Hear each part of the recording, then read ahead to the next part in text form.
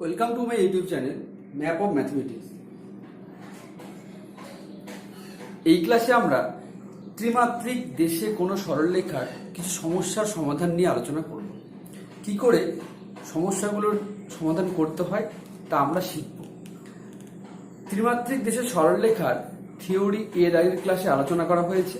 যারা দেখোনি তারা অবশ্যই দেখে নেবে, ডেসক্রিপশন বক্সে লিঙ্ক দেওয়া আছে, সেখান থেকে অবশ্যই দেখে নেবে। তাহলে শুরু করা যাক। প্রথম প্রশ্ন নিয়ে আলোচনা করছি। প্রশ্নটা কি বলছে? বলছে একটি সরলরেখার কার্তেশীয় সমীকরণ 6x - 1 = 3y + 2 = 2z - 2 হলে তার দিক অনুপাতগুলি কত? সরলরেখাটির সমীকরণকে ভেক্টর আকারে প্রকাশ করো। অঙ্কটা করার আগে বলে দিই, 3Dর যতগুলো ক্লাস হচ্ছে সবগুলো একটা প্লেলিস্ট করা আছে 3D বলে। কারো যদি খুঁজতে অসুবিধা হয় অবশ্যই ওই প্লেলিস্ট থেকে আমার ভিডিওগুলো বা ক্লাসগুলো অবশ্যই দেখে নেবে। ঠিক আছে, তাহলে প্রশ্নটা বলছে একটি সরলরেখার কার্তেশীয় সমীকরণ দেওয়া আছে। কি দেওয়া আছে? কার্তেশীয় সমীকরণ দেওয়া আছে হলো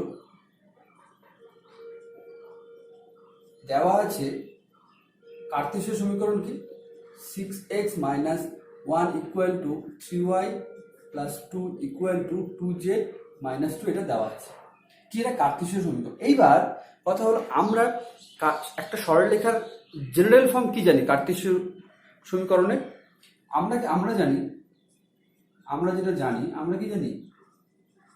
জানি একটি সরলরেখার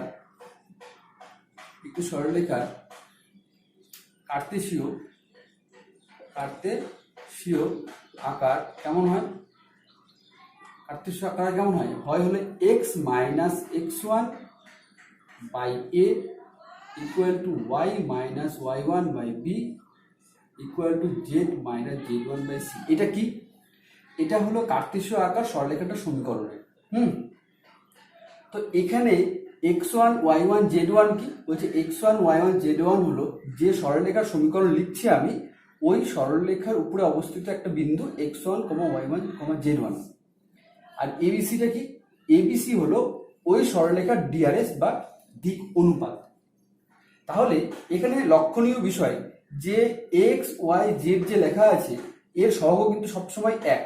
তাই আমাকে অঙ্কে যেরকমই দেওয়া থাক না কেন কার্তেশীয় আকার, আমাকে সবসময় এই যে এক্স ওয়াই জেড এর সহগগুলোকে এক করে নিতে হবে। যে কোনো উপায়ে এর সহগগুলোকে এক্স এর সহগে এক করে নিতে হবে, ওয়াই এর সহগে এক করে নিতে হবে, জেড এর সহগে এক করে নিতে হবে। তাহলে করে নেওয়ার পর তারপরে আমি এই সমীকরণের সঙ্গে আমি তুলনা করে আমি x1 y1 z1 a b c এগুলো বের করব। তাহলে কি পাবো? তুলনা করলে প্রথমে এই সমীকরণটাকে আমি এই আকারে নিয়ে যাচ্ছি। তার প্রথমে যেহেতু x এর সহগে এক আনতে হবে, তাহলে আমি 6 কি করব?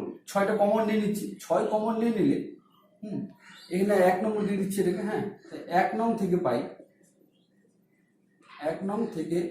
কি পাবো? হলো 6 যদি কমন নিই তাহলে x - 1/6, 3 কমন নিয়ে নিলাম, y + 2/3 আর = 2 কমন নিলাম, z - 2/2। বোঝা গেল? আমি কেন কমন নিলাম? শুধুমাত্র xটাকে single, x y single, z single, এর সঙ্গে কিন্তু কোনো রকম কোনো সংখ্যা রাখা যাবে না, শুধুমাত্র এর সহগ যাতে এক থাকে। এই ছাড়া কিন্তু আর অন্য কিছু করা যাবে না। এরপরে কি করব? এরপরে তার কি হলো? x - 1/6।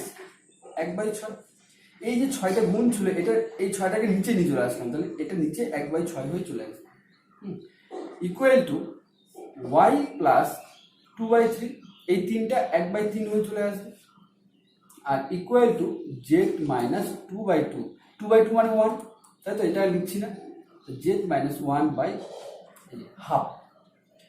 তাহলে আমি এই সমীকরণটাকে এই জেনারেল ফর্মের সঙ্গে আমি তো এখন তুলনা করতে পারবো। তুলনা করলে x1 কত পেয়ে যাব? না, x1 পেয়ে যাব হলো 1/6। y1 কত পেয়ে যাব? y1 পেয়ে যাব হলো -2/3 আর z1 পেয়ে যাব হলো 1। তাহলে এই সরলরেখাটা কোন বিন্দুগামী হলো? এই সরলরেখাটা হয়ে গেল 1/6, -2/3, 1 বিন্দুগামী। ঠিক আছে? আর এই সরলরেখার ডিআরএস কত? তো সরলরেখার ডিআরএস হবে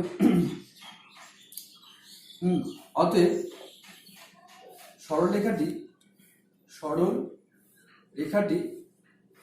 1/6 মাইনাস 2/3, 1 বিন্দুগামী। এবং দিক অনুপাত কেমন হবে? দিক অনুপাত হবে হলো এগুলো 1/6, 1/3, হাফ। এবার এটাকে যদি আমি পূর্ণ সংখ্যায় নিয়ে আসি, এটা তো ভগ্নাংশ আছে, পূর্ণ সংখ্যায় আনতে গেলে কি করব? আমি এদের লসাগু দিয়ে গুণ করে দিচ্ছি। লসাগু 6, তাহলে 6 দিয়ে যদি তিনটাকেই গুণ করে দিই তাহলে 1, 2, কত হয়ে যাবে? 6 দিয়ে গুণ করলে 3। হ্যাঁ, তাহলে দিক অনুপাত এটাও লেখা যেতে পারে, এটাও লেখা যেতে পারে, দুটোই ঠিক। তাহলে যে সরলরেখাটার সমীকরণ আমি লিখছি সেটা এই বিন্দুগামী এবং কি তার দিক অনুপাত 1, 2, 3 হলো। এবার পরে চেয়েছি যে সরলরেখাটির সমীকরণকে ভেক্টর রূপ আকারে প্রকাশ করো। আমরা সরলরেখার ভেক্টর আকার কেমন জানি? ভেক্টর আকার আমরা এর আগের ক্লাসে আলোচনা করেছিলাম যে সরলরেখার ভেক্টর আকার হয় হলো আর ভেক্টর ইকুয়াল টু কি হয়? এ ভেক্টর যোগ টি ইন্টু বি ভেক্টর। এখানে এ বিটা কি? এ বিটা হলো যে সরলরেখার সমীকরণ লিখছি আমি, এই সরলরেখার উপরে এ হলো একটা বিন্দু ভেক্টর। আর বিটা কি? বিটা হলো যে সরলরেখা লিখছি আমি এই সমীকরণটা, এই সমীকরণ বা এই সরলরেখার সমান্তরাল একটা সরলরেখার ভেক্টর রূপ। বি টিটা কি? টি যে কোনো একটা প্যারামিটার। তাহলে এই সমীকরণটা আমি কি করে পাবো এখন? মানে একটা সরলরেখার ভেক্টর সমীকরণ কি করে পাবো? তাহলে আমি এখানে বলতে পারি যে এই সমীকরণের যদি ভেক্টর রূপ বের করতে চাই তাহলে সমীকরণটা নিশ্চয়ই এই বিন্দুগামী, তার মানে এ এর মান এটা হবে। তাহলে এ ভেক্টরের রূপটা কেমন হবে? অতএব আমি বলতে পারি এ ভেক্টরের রূপটা হবে হলো, যেহেতু বলছে এই বিন্দুগামী, তাহলে এ ভেক্টরের রূপটা হবে 1/6i minus 2/3j plus 1 into k. এটা হয়ে গেল এ ভেক্টর বা বিন্দু ভেক্টরের অবস্থান ভেক্টর। বি ভেক্টরটা হলো সমান্তরাল ভেক্টরটা। একটা কথা, বি ভেক্টরটা কত হবে? যেহেতু বি ভেক্টরটা আমাদের রিকোয়ার্ড সরলরেখার সরলরেখা বা সমান্তরাল ভেক্টর, তাই বলতে পারি বি ভেক্টরের ডিআরএস এই ডিআরএস সমান হবে, একই হবে। তাই বলতে পারি যে বি ভেক্টরটা হবে হলো, বি ভেক্টরটা আমি লিখতে পারি 1 ইন্টু আই এই এখান থেকে plus 2 into j plus 3 into k. এটা কি হলো? B vector. তাহলে আর ভেক্টর ইকুয়াল টু, অতএব কি পেলাম? সমীকরণটির ভেক্টর রূপ হলো r vector equal to 1/6i minus 2/3j plus k vector যোগ টি ইন্টু বি ভেক্টরটা বসাই দিচ্ছি i 2j প্লাস 3k। পাশে লিখে দিতে হবে টি, যেখানে টি একটি প্যারামিটার। এই হয়ে গেল অঙ্ক। এর পরেরটা বলছি, পরের প্রশ্নটা নিয়ে আলোচনা করছি। পরের প্রশ্ন বলছে সামুদ্রিক পিকিউআরএস এর 3টি শীর্ষবিন্দুর স্থানাঙ্ক দেওয়া আছে। পি 3, 5, 9, কিউ 1, 3, 3, আর 0, 2, -2 হলে এস বিন্দুর স্থানাঙ্ক ও অবস্থান ভেক্টর নির্ণয় করো। মানে প্রথমে আমি একটা সামুদ্রিক এঁকে নিতে হবে। হ্যাঁ, যখনই এই সমস্ত অঙ্ক দেওয়া থাকবে আমাকে প্রথমে একটা সামুদ্রিক এঁকে নিতে হবে। আমি ধরছি এটা পি, এটা কিউ, পি কিউ, এটা আর, এটা এস। তাহলে পি বিন্দুর স্থানাঙ্ক দেওয়া আছে 3, 5, 9, 3, 5, 9। কিউ দেওয়া আছে কত? 1, 3, 3। আর দেওয়া আছে কত? 0, 2, -2। আর এস দেওয়া আছে, এসটা দেওয়া নেই। আমি ধরে নিচ্ছি এস বিন্দুর স্থানাঙ্ক হলো x, y, z। তাহলে আমি প্রথমে ধরি এস বিন্দুর স্থানাঙ্ক x, y, z, এটা ধরলাম। এবার সামুদ্রিকের কিছু ধর্মকে আমরা ব্যবহার করব। সামুদ্রিকের ধর্ম কি বলছে? সামুদ্রিকের যে কর্ণ, কটা কর্ণ? দুটা। এই যে একটা কর্ণ, এই যে একটা কর্ণ। তো সামুদ্রিকের কর্ণগুলো কি হয়? পরস্পরকে সমদ্বিখণ্ডিত করে, পরস্পরকে সমদ্বিখণ্ডিত করে। তার মানে পিআর যে কর্ণটা আছে, পিআর কর্ণের যে মধ্যবিন্দু হবে, সেই মধ্যবিন্দুটা কিউএস কর্ণের মধ্যবিন্দুটা একই হবে। কি বললাম? পিআর কর্ণের মধ্যবিন্দু আর কিউএস যে কর্ণ, কিউএস কর্ণের মধ্যবিন্দু সেম হবে, মানে সমাপতিত হবে।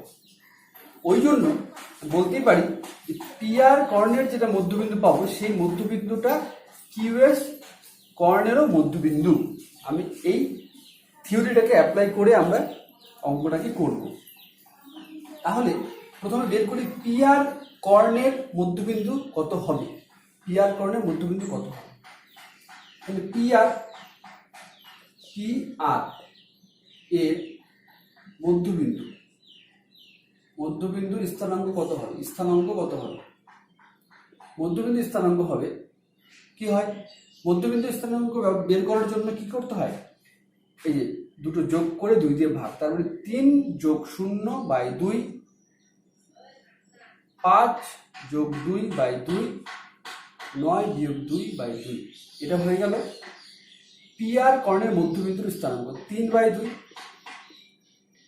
7/2, 9 থেকে 2 বাদ দিলে 7/2। এটা হয়ে গেল পিআর কর্ণের মধ্যবিন্দু। তাহলে সামুদ্রিক ধর্ম থেকে বলতে পারি এই মধ্যবিন্দুটাই হবে হলো কিউএস কর্ণেরও মধ্যবিন্দু। তাহলে যেহেতু ধরেছি যে এস বিন্দুর স্থানাঙ্ক এইটা, তাহলে কিউএস কর্ণের মধ্যবিন্দু কত হবে? মধ্যবিন্দু স্থানাঙ্ক কত হবে? তাহলে এইটা যোগ ওইটা, তাহলে 1 যোগ x/2, 3 যোগ y/2, z যোগ 3/2। এটা হয়ে গেল কিউএস এর মধ্যবিন্দুর স্থানাঙ্ক। তাহলে প্রশ্ন অনুযায়ী বলতে পারি এই স্থানাঙ্কটা সেম, একই। তাহলে আমি বলতে পারি অতএব আমরা বলতে পারি যে 1 + x/2 এর সঙ্গে এটা সমান, 3/2টা সমান হলো।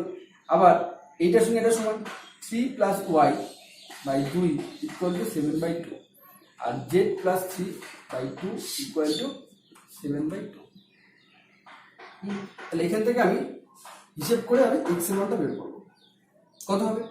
বজ্রগুণ করলে 2 + 2x = 6, 2x = 4 বা x হয়ে গেল 2।